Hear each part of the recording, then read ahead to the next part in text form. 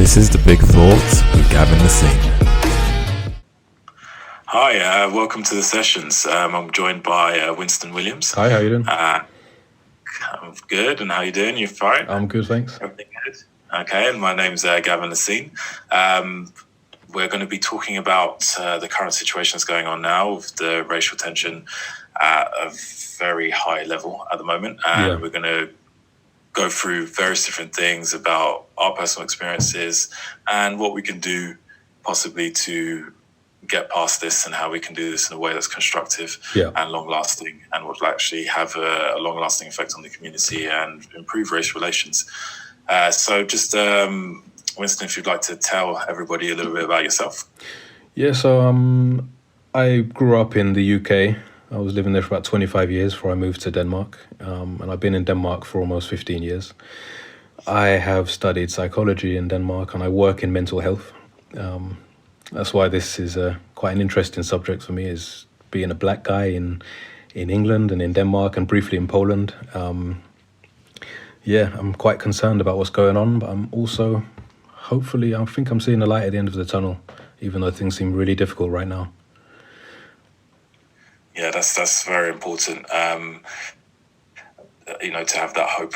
That's what keeps us driving forward and searching for the answers to solve this problem that we're facing. My name's Gavin the Scene. I'm a professional athlete. I throw the javelin. I'm also developing my education in psychology and development coaching. And just want to have an open and frank discussion about what's going on. So let's start from the very beginning. I think it's a good place to start about our personal experiences of racism as we were growing up in London, and how it's progressed as we got older. So Winston, what was it like? What was your first experiences? Did you ever feel was it made abundantly aware that you were a black man and you were different from the indigenous people of England? Yeah, I mean, I grew up, my father's Jamaican, my mother is Dominican, and my stepmother, who I also grew up with from I was around 5 years old, she's a white English woman. I was made aware of it very early by my parents, but my first experience of it was when I was around 6 or 7 years old. That was kind of a shock to the system, walking down the road, being called a bunch of names that weren't particularly nice, and didn't really know how to react to it at that time. Looking back on it, I understand what happened. But it was my first experience. And, growing up with a white mother, a white stepmother, there would be certain things we would experience on the road. Growing as a teenager, I had girlfriends who've been white, black, Asian, and you experience different things there, Have you have anything like that? When I was younger, I was born in New York and then brought over to London when I was about 3 years old.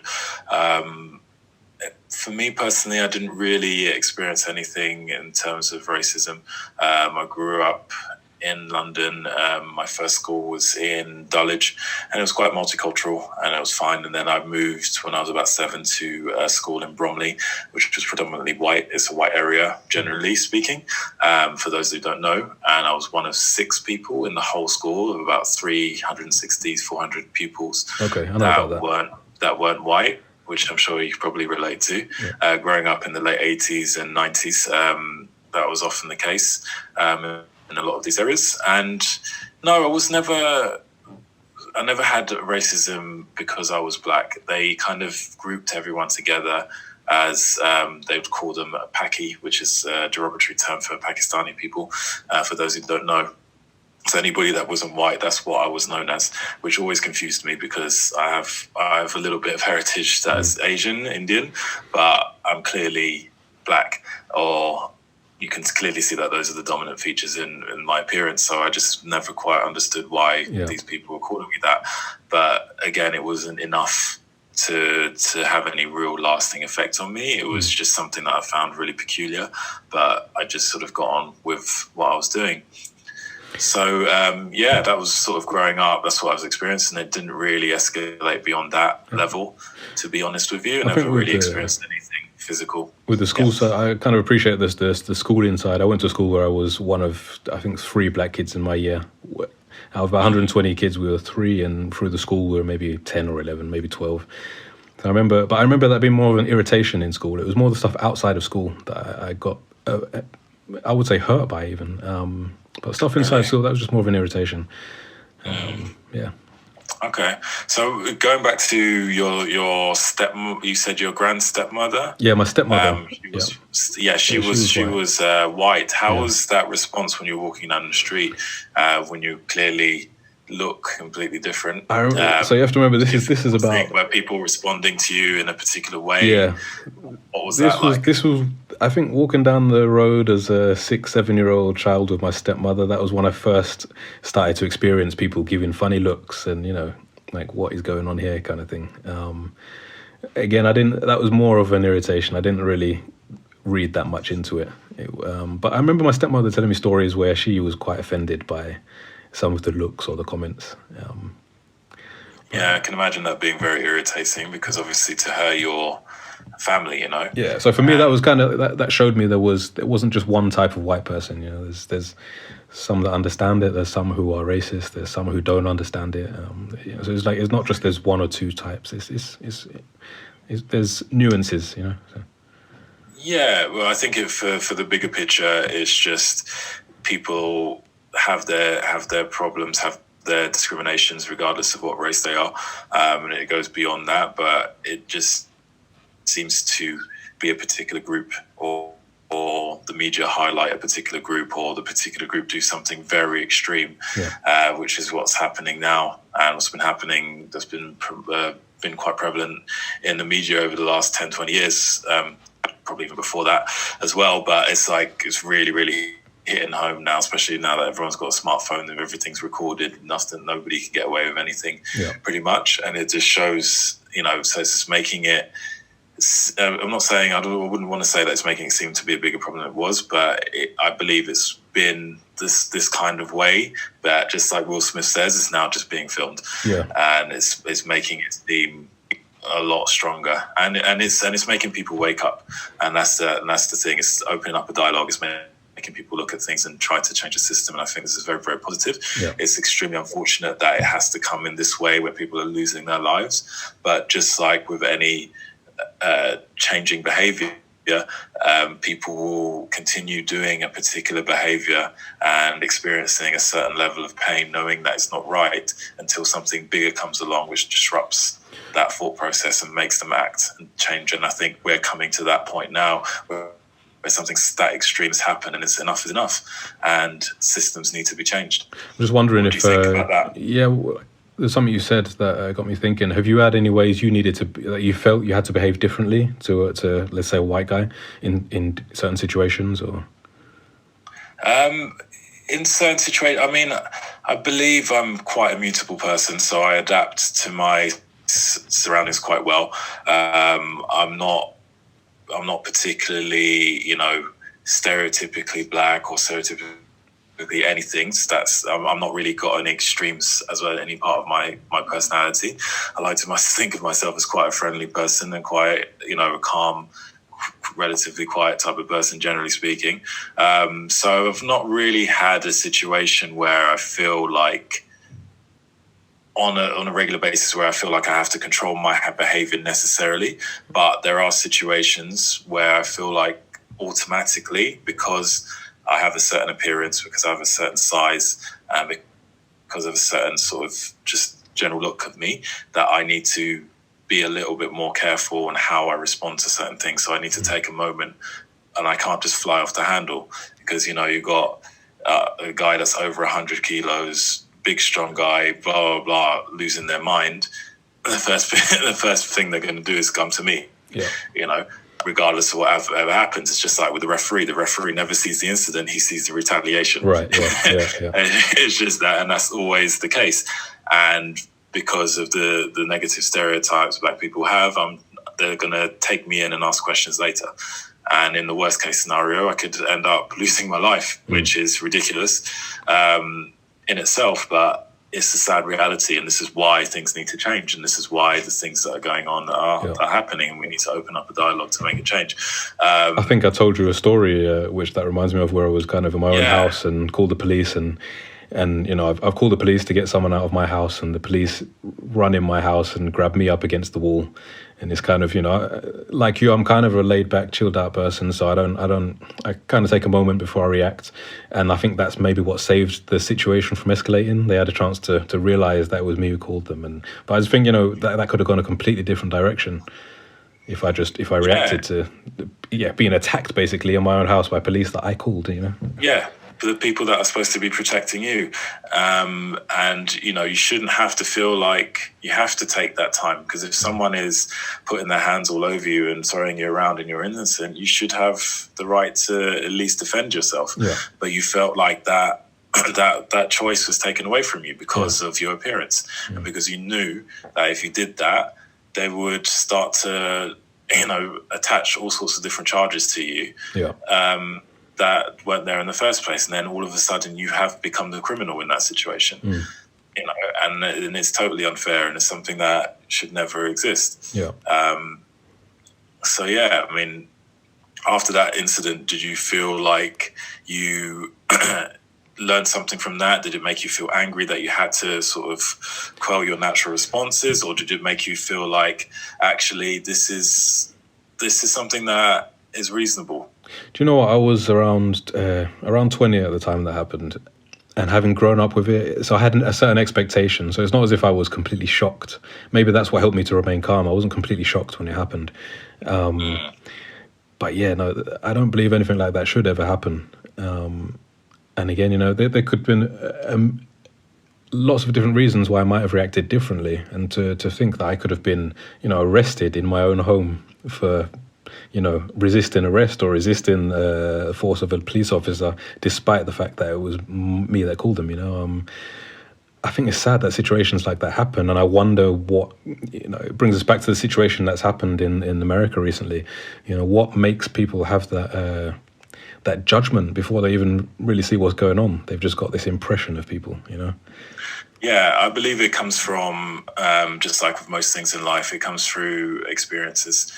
People have various different experiences, and some people put more weight in them than others. And it comes down to what I believe, what I've recognized through seeing this going through the media, and how people are reacting. There's lots of cognitive distortions going on at the moment. There's lots of people generalizing, jumping to conclusions, minimalizing certain things, maximizing certain things. And a lot of these experiences say that the police officer that did manhandle you he may have had a situation with a black person in the past that didn't go particularly smoothly.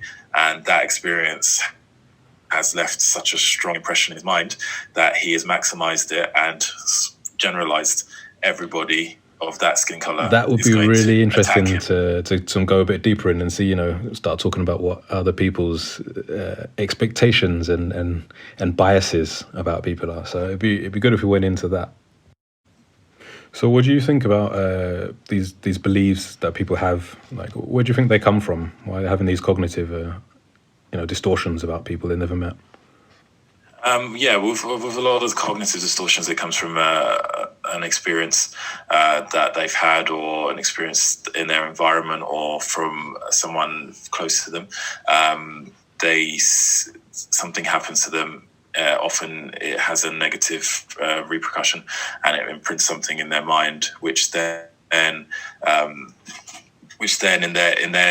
their belief system that they've built up, they either jump to a conclusion or they magnify the situation, where they see one incident and completely blow it out of proportion, because the emotional response and the action of the experience is so strong on them that it actually distorts their way of thinking. So all sense of reality goes out of the window, and they believe that this particular incident is something that's going to happen, and it's going to happen again and again and again and again.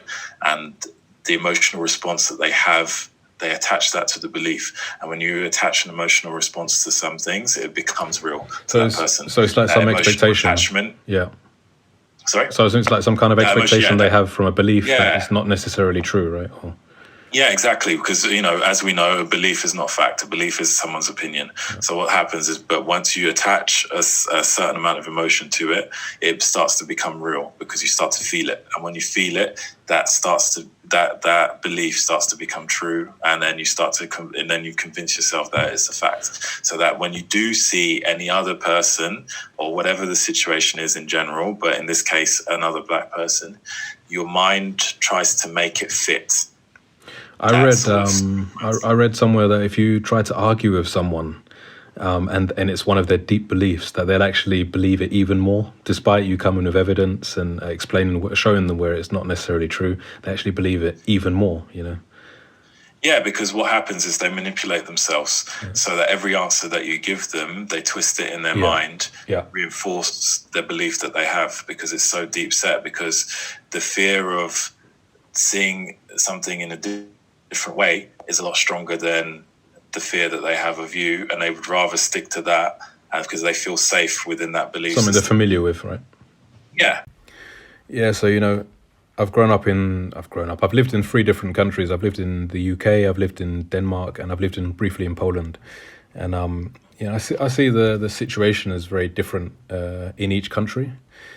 And now you're telling me about your friends, how their opinions of the US have been challenged by things that you've presented to them that are recently going on, and I'm looking at like what the obstacles are going to be in the way of like making some change, and this is where I've had when I'm speaking to people where I'm kind of saying, like America's got their issues, and of course we experience things in Europe in different ways. And it is kind of a general problem, the way that people see black people, especially like the way we're treated by the police, as the current example. But I think there is some cultural differences and histories about what's going on. Like I said, I don't really experience a lot of racism in Denmark as a black guy. Of course, you get the odd comment, but there's nothing that I can't remember stuff that has happened, to be honest. So I wonder if, what do you think the obstacles that are standing in the way in America or in the UK,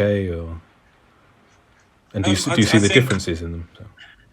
Well, the obstacles are, clear that, there's certain sections of society that don't want other sections of society to gain any sort of strength or power or sort of foothold and sort of bring themselves up. So they've been oppressed in certain areas and been moved into areas where their education is limited and all sorts of other resources are limited. So it makes it very, very difficult for them to to achieve the things that they possibly can do, given the sort of facilities and opportunities that other groups may have.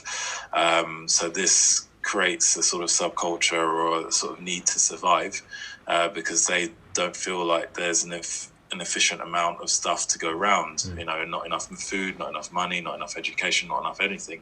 So it creates this sort of survival of the fittest sort of attitude, and it draws people to do things that they probably wouldn't be doing if there were a sufficient amount of resources available to them.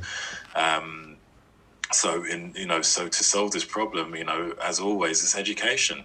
We need to create an education system that actually teaches people the truth, because there's lots of history, for example, that's been told that makes black people feel inferior.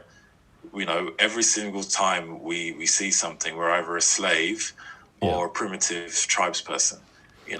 Where are all of the great black leaders, great black inventors? They're not being spoken about. I don't know if I've told you this. But I don't know if I've told you this when we've spoken previously. But there's a lot of movies and TV series and stuff that I actually don't watch. I'm very much into the same. You've been into personal training, right? What you put in your body is your body's going to perform on that. I have the same thing with your mind, and whatever you allow into your mind, unconsciously or consciously, it's going to affect the way you think about things. So, like that movie 12 Years a Slave, I've heard a lot of good things about it, but I've grown up with so much, I don't know what I want to call it, propaganda that black people are this way and white people are this way, that as soon as these films where it's so much about race, I feel like I've seen it so many times before, I don't want to watch it again. It's just it's reinforcing an image that isn't helpful. It's not constructive for me. Exactly. I was literally going to say the same thing. I haven't watched that movie. I've heard great things about it. And yes, it is part of our history. And yes, it is. But it just seems like the only way that we get any sort of publicity is if we're slaves. Yeah. Any other black movie, you know, it doesn't really get the same sort of recognition. I mean, to give another example, it's called Gods of Egypt, I think, where, you know, it's that's another movie, and this is my opinion. I just think if you're going to represent people, let's represent them how they are, not the Hollywood image of so really all the gods in Africa were white, and you know, that was a complete ridiculous thing to do. It was like a throwback to like the 1950s, where they'll just black people up or to give them a tan to, you know, but use white actors. There was no reason for them not to use people that looked like they were from that region. There was absolutely no reason. And I think the reason I bring it up is because I think that's one of the obstacles. I think that, you know, the way we talked about this cognitive distortions, right? And that for me is we're constantly being presented by this idea of the way white people are and the way black people are. Yeah. Well, let me tell you about a little story, which is a perfect example of a cognitive distortion of how these sort of repeated messages will limit your beliefs. You know, there was a circus, and there's a baby elephant. She's been adopted by the circus to perform. What happens is they've taken her, they've put her in the middle of the floor, they've put a stake into the floor, chain around her neck just to keep her in place. She's seen all the other animals walking around. She tries, she can't break free. She's not strong enough. She has no idea what she's going to become, but all she knows is that moment in time, she's not strong enough. This happens over a series of weeks, months, and coming up to a year. She still can't break free. In her mind, she can't break free. A year or two's gone by, now she's massive. She can easily take that stake out of the ground, but because of her limiting beliefs, she doesn't even try anymore. Right. She stopped trying because she's given it 6 months of being told she's not strong enough. Yeah. But everyone can clearly see she could rip that whole place to pieces if she wanted to. Yeah. She's big enough. That's a really good metaphor. And this is what's happening when you have an education system which completely discredits any sort of, you know, the black history, all of the great things that we've done, all of the great, you know, even when you look at the richest person that's ever existed, he was a black king, you know. All of these things that could inspire people to achieve more are just completely removed from the education system in favor of a rose-tinted view of imperialism, of, you know, I find it ridiculous that they still say that Christopher Columbus discovered America. How can you discover a place where there's people living there already? It doesn't make any sense. It'd be like me coming to your house and saying, how many facts are being ignored. Again, it just shows. Yeah, exactly. And even things where, you know, it always puzzled me when I was a kid.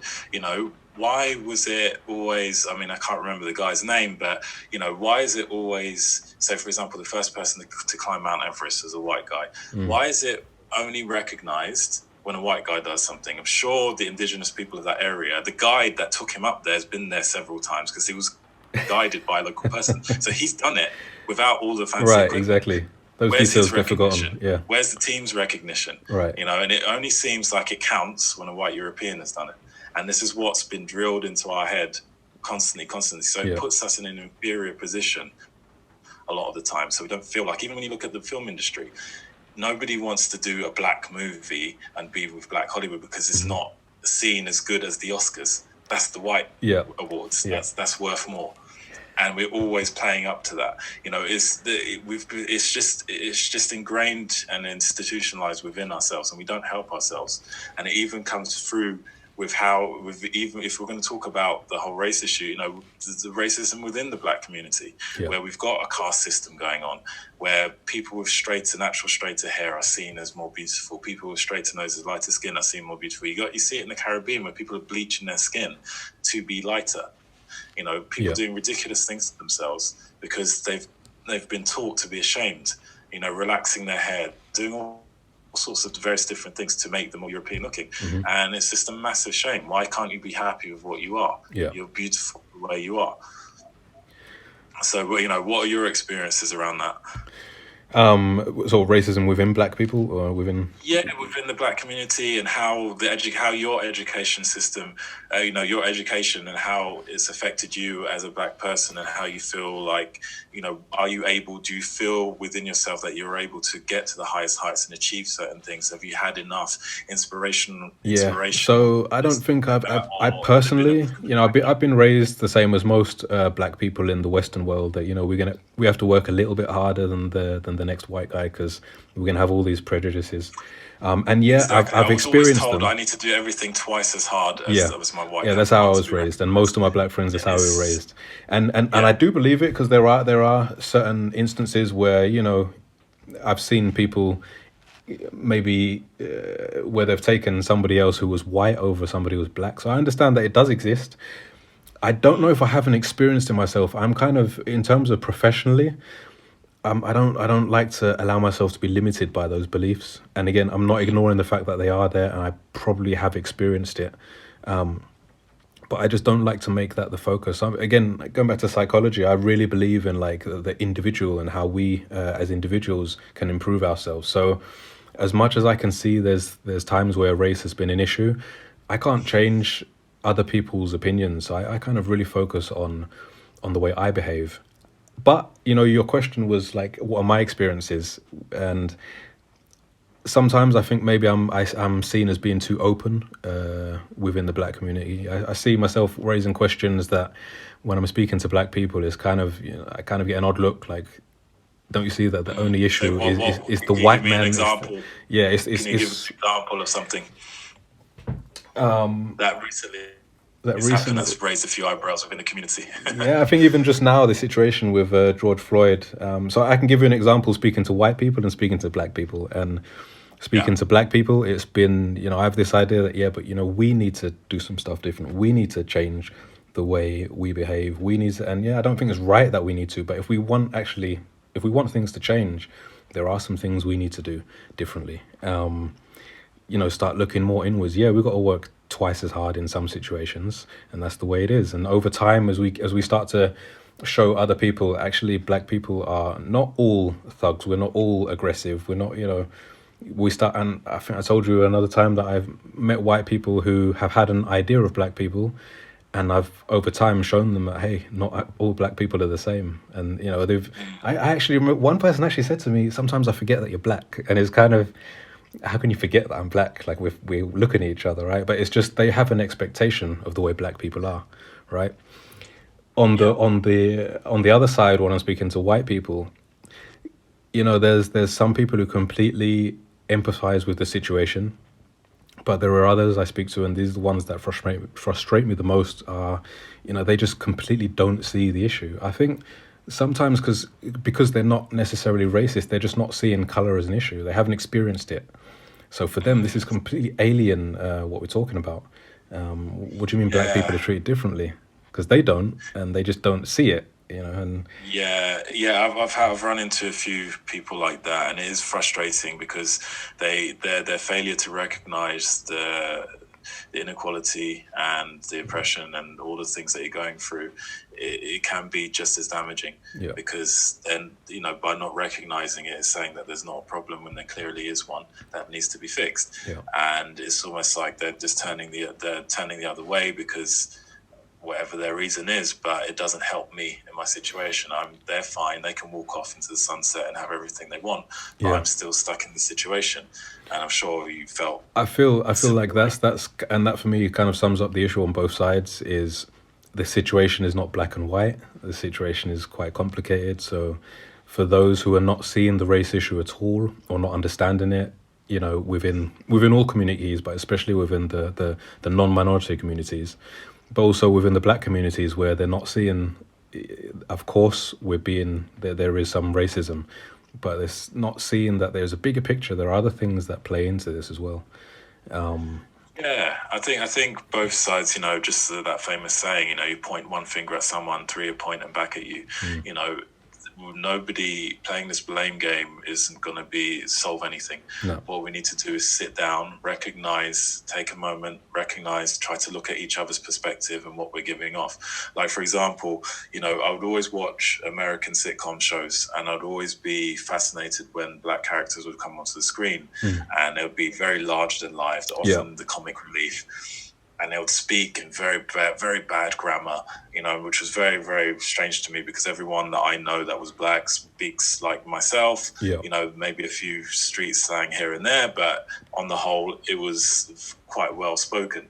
And then to see a lot of these examples, I just thought, where are they getting these things from? I mean, what's happening? Could they be that stupid? Why are they always depicted in this sort of way? Yeah. And then when I actually went to America and I saw it with my own eyes, somebody, normal person, not a gangster, nothing, just speaking like this and saying the most ignorant things, I was just like, it really dawned upon me, and I just thought, wow, this is such a shame.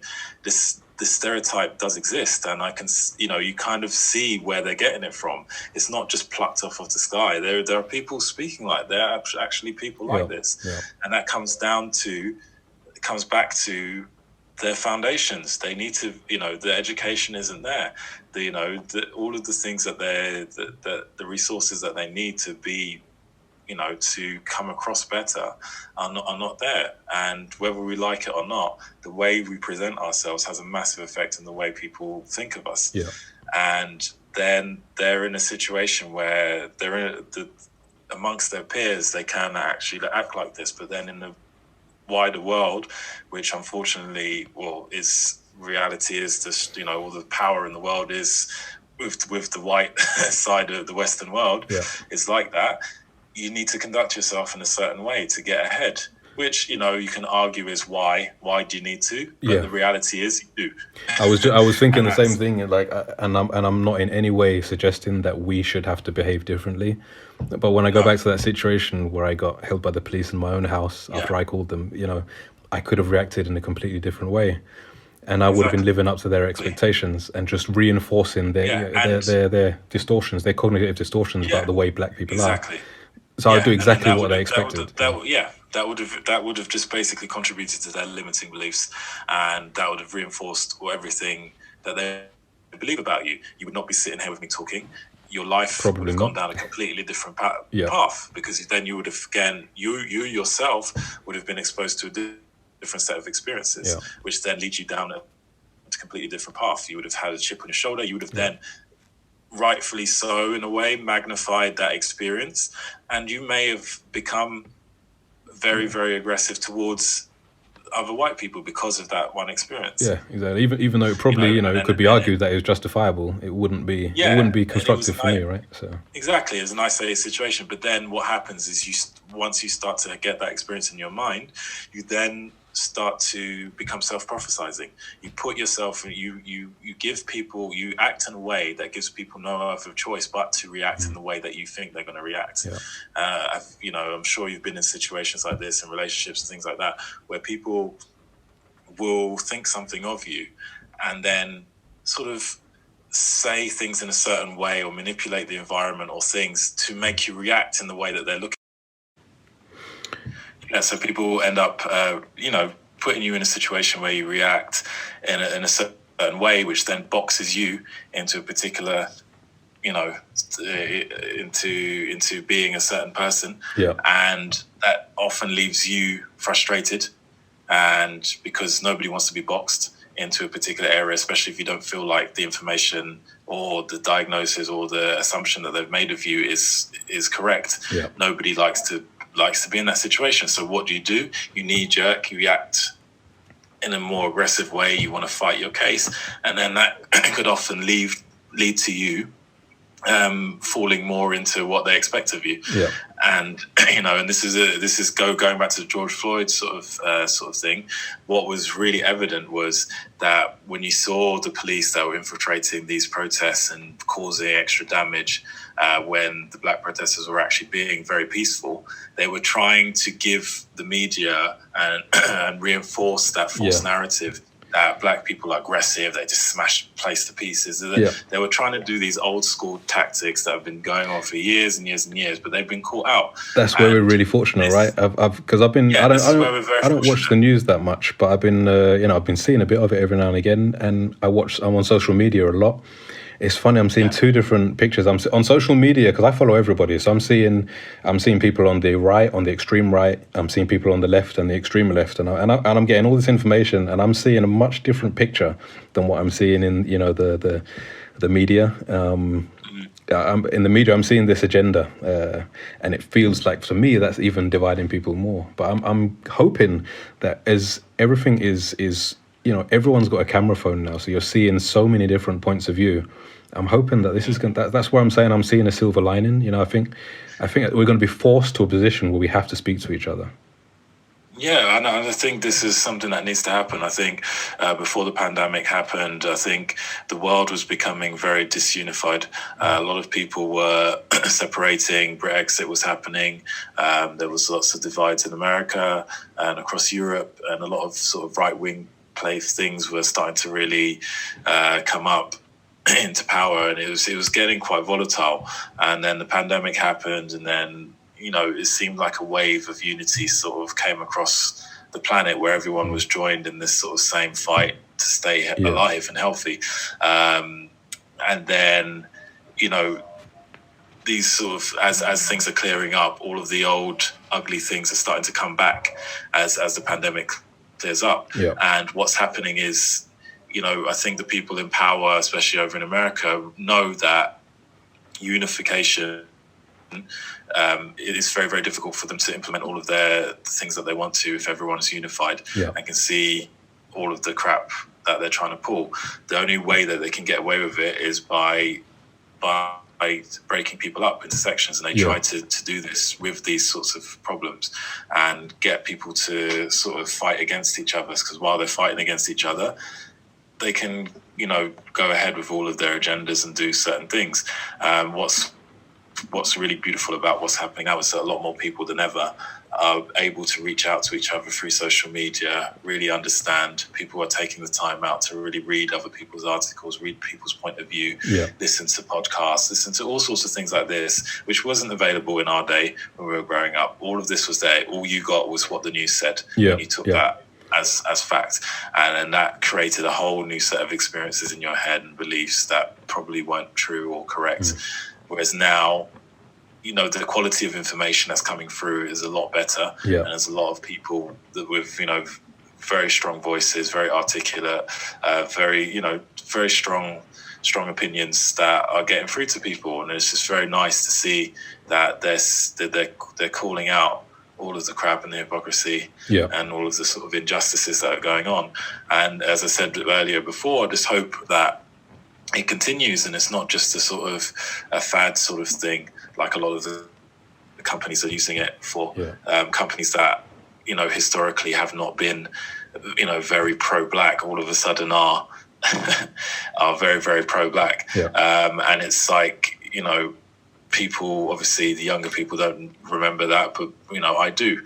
And I don't appreciate, it's nice that they're donating money and they're doing this cause, but it's all run by, it's all economic driven. They just want to keep themselves up. I don't believe they really care about the cause. And especially when you look at the sort of fashion industries and advertising and things like this, I remember seeing shows. There was a show maybe 15 years ago called Model Behavior, where they got a group of models to, or follow them as new faces and getting jobs and stuff. And there was one black guy with them. And when they went to a casting, all the white guys got to sit inside the building, and they told him to sit outside on the step. And he had to sit there until he was called in. And then they interviewed the woman, and she openly said, black faces don't sell things, so we're not really going to use him. And it's just that brazen attitude. And that was just 15 years ago. Well, it's just recently we had, do you remember the H&M? All of a sudden they're pro-black, Black Lives, all of these fashion houses. I don't buy it. Do you remember there was the H&M situation just recently with the monkey on the t-shirt? And there was, and Prada, I think they did some show in Italy within the last few years. Wasn't there a situation with Nike recently? With Kaepernick? I haven't heard about that, but I mean, these, I'm not convinced by their the sort of belief in these causes. But a lot of people will be suckered into that because I just think they're just buying into whatever's vogue at the moment. And then after that, it's going to be dropped. And it's the same people that are running the company that were being pretty blatantly racist, 20, 30 years ago. So, I don't, that's one of the things that I hope people recognize as well and don't sort of fall for it. I think it's going to be hard to ignore this time. But yeah, we're going to have to continue this conversation because there's a big, I think there's a big change coming. So we're going to have to talk some more about this. Yeah, I think there's a big change coming, and I've got a few sort of ideas as to how to go about it, and a lot of the sort of problems that have started at a fundamental level in our society as to why we've always come to these sorts of points all the time. Maybe maybe next time we speak, I'll go into the sort of psychological sides of it. Yes, that's what I've done for the last few years. So that's great. So it was great. It was great talking to you. I look forward to speaking to you soon again, so we can continue this conversation. And I hope everyone that's listening has made you question a few things and made you reflect on what's going on at the moment and ask yourself some questions. And send us in some questions if you've got anything. If you want to hear more about, or maybe something you think we've completely missed, let us know. And add some comments. I would like to hear your experiences, everything that we've asked each other. I'd like to hear your experiences and what you feel, how you felt growing up, how you've seen things change, how, have they got worse, have they got better? Do you feel like the response people are having, is a positive one, or do you feel like it's just the same, it's just a flash in the pan and things are going to go back to normal? Would love to hear from you. Let us know what you think. All right, Gavin, we're going to speak soon, right? All right. Take care. All right, take care. This is the sessions. All right, Bye. Take care. Bye.